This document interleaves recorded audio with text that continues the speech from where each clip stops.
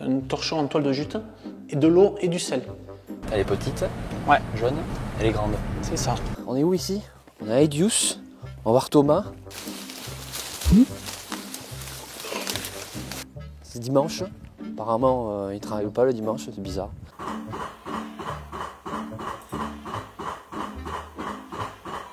Non, en fait si, il travaille mais il fait que de la traite. Et on va voir les chèvres, les mettre dehors. Allez. On va leur faire une petite caresse, une petite discussion avec les chèvres. Et après on va aller voir comment il affine ses fromages parce que Thomas il est aussi affineur de tomes, de brebis et de chèvres dans un cadre pas trop dégueulasse.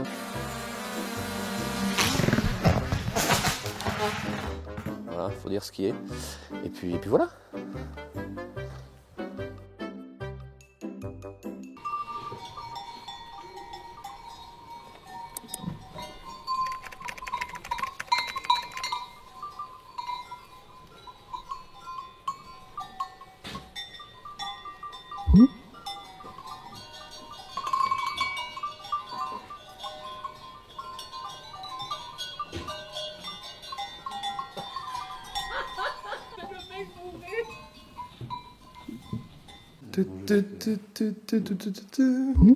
C'est ça?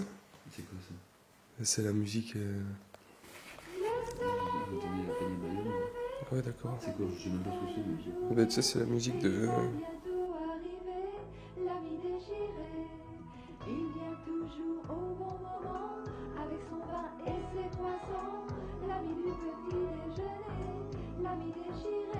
Bon, vous pensez bien, j'ai pas dormi avec les chèvres, c'était une mise en scène juste pour nous faire marrer. La matinée par contre, elle, a bien commencé aux aurores. Chaque matin, les chèvres doivent être traitées. Bon bref, qu'elle chaque producteur, éleveur ne peut échapper. Il s'agit d'une étape redondante que nous n'avons pas voulu enregistrer avec Thomas car il s'agit de 1. Faire rentrer les chèvres, 2. Mettre les pompes pour les traire, 3. Les remercier, les laisser sortir et suivant. Non, si nous sommes venus chez Thomas, c'est pour une toute autre raison. Donc là, on va aller envoyer les petites chevrettes, les nourrir et leur ouvrir la porte qu'elles aillent dehors. Allez, Titi!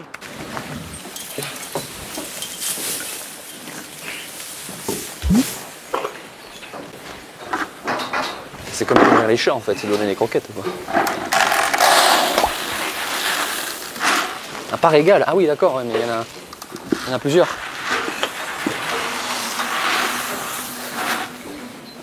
Tu vois? La protéine, Ouais. la fibre, Protéines, fibres, voilà. Et énergie. vitamines quoi. Énergie, ouais.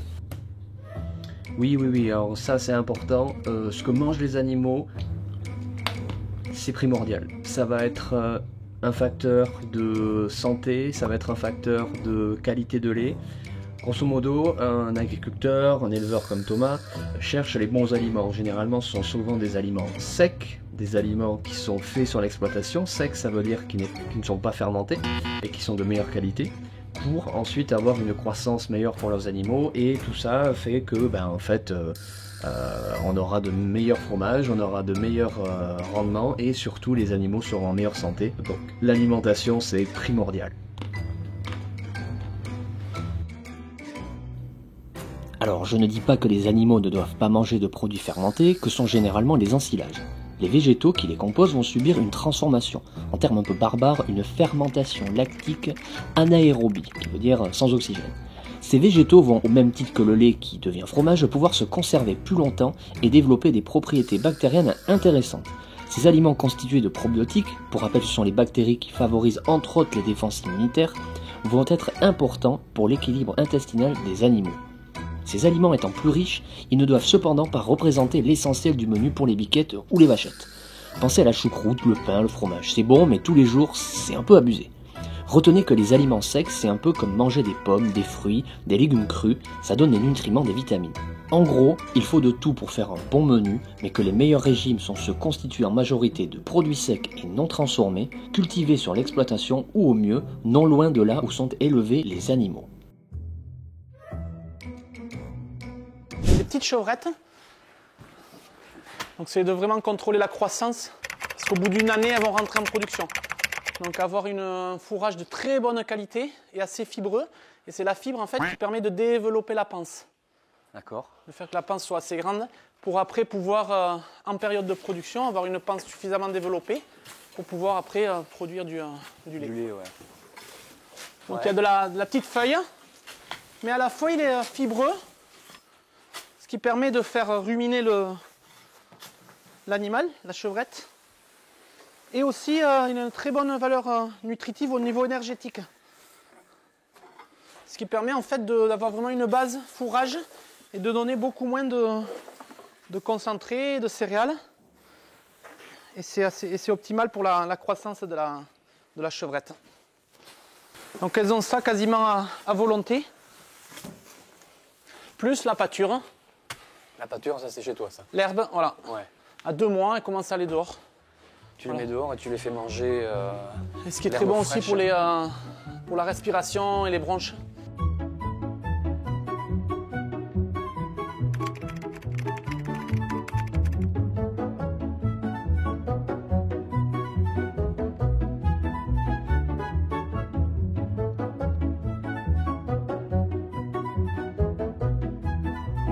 Voilà, donc l'idée est de faire grandir ces petites chevrettes jusqu'à l'âge de produire du lait, c'est-à-dire à partir de 12 mois. Thomas joue un peu le rôle de babysitter, il les nourrit, il les soigne, les fait sortir pour qu'elles puissent s'aérer, qu'elles se gainent les pattes et qu'elles puissent aussi manger ce que la montagne leur offre, généralement des ronces, des baies, des feuilles d'arbres, fruitiers comme des noisetiers, et d'ailleurs c'est vachement bon. C'est une période cruciale que celle de la croissance des petites chevrettes car elle conditionnera la production de lait pour les années qui suivent. A noter aussi que toutes ces petites chevrettes sont gardées par Thomas pour produire du lait et remplacer les potentielles vieilles biques. Ces animaux que Thomas ne garde pas sont généralement destinés à l'abattage pour nourrir d'autres animaux. Car oui, derrière chaque fromage, il y a inévitablement une production de viande car tous les nouveau-nés ne peuvent pas être gardés.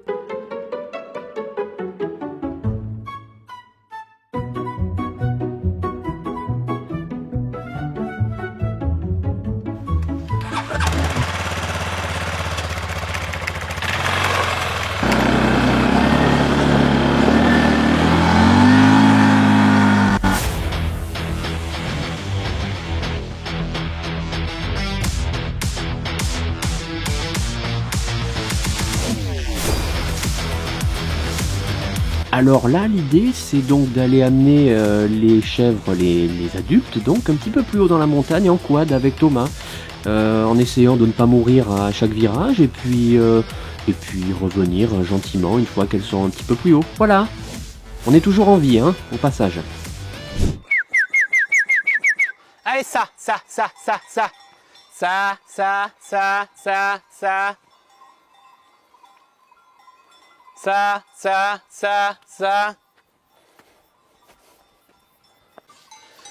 Je vais prendre ces temps-là pour être avec les animaux, les observer. Ça. Allez. Je pense qu'il va arriver à poser le drone sur le dos d'une chèvre, parce qu'elles sont très curieuses. Mais fais gaffe, Christophe, qu'elle te croque pas les ailes. Hein.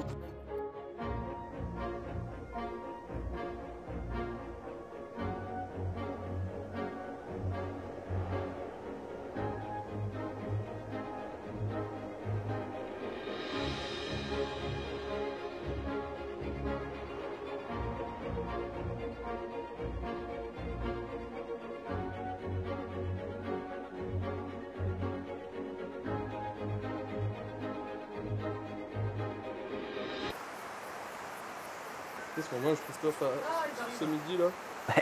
Une raclette. Et il fait Bah c'est bon. Voilà. 27 degrés quoi. Ouais, bah ça sera raclette. Voilà.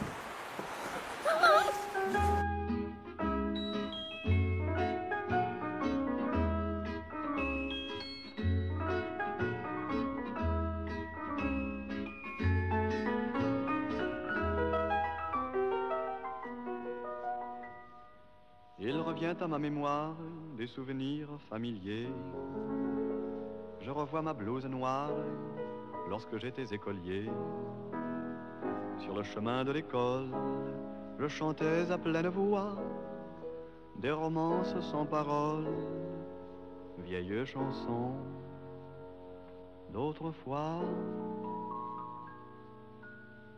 Douce France, cher pays de mon enfance, bercé de tendre insouciance, je t'ai gardé dans mon cœur. Mon village, au clocher, aux maisons sages, où les enfants... Donc la cuve.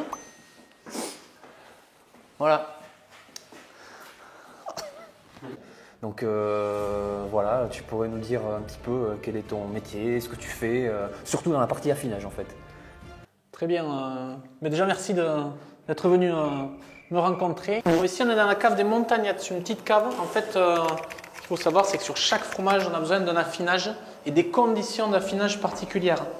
Donc nous, grosso modo, on fait 2 fromages différents, donc les tomes, d'accord, avec des ambiances un peu moins humides, plus sèches, et des montagnettes qui sont des pâtes plutôt un peu plus molles, mais qui sont quand même des pâtes pressées, qu'on affine au Jurançon. Et donc là, on est à 15 degrés avec un chauffage au sol, et on peut le voir très humide. C'est-à-dire qu'on vaporise de la vapeur d'eau en continu, pour que ça soit saturé en eau, pour qu'en fait le fromage ne sèche pas, garde son humidité, pour rester assez souple et assez moelleux. Donc voilà, ça c'est des fromages qu'on frotte 2 à 3 fois par semaine, 3 fois quand ils sont blancs pendant un mois, 3 semaines, un mois, et ensuite 1 fois par semaine au Jurançon pur. C'est-à-dire souvent ils disent affiner au mar ou comme ça, et en fait c'est vraiment le dernier mois où ils font ça. Nous on affine vraiment au vin blanc dès qu'ils sont bébés, quoi.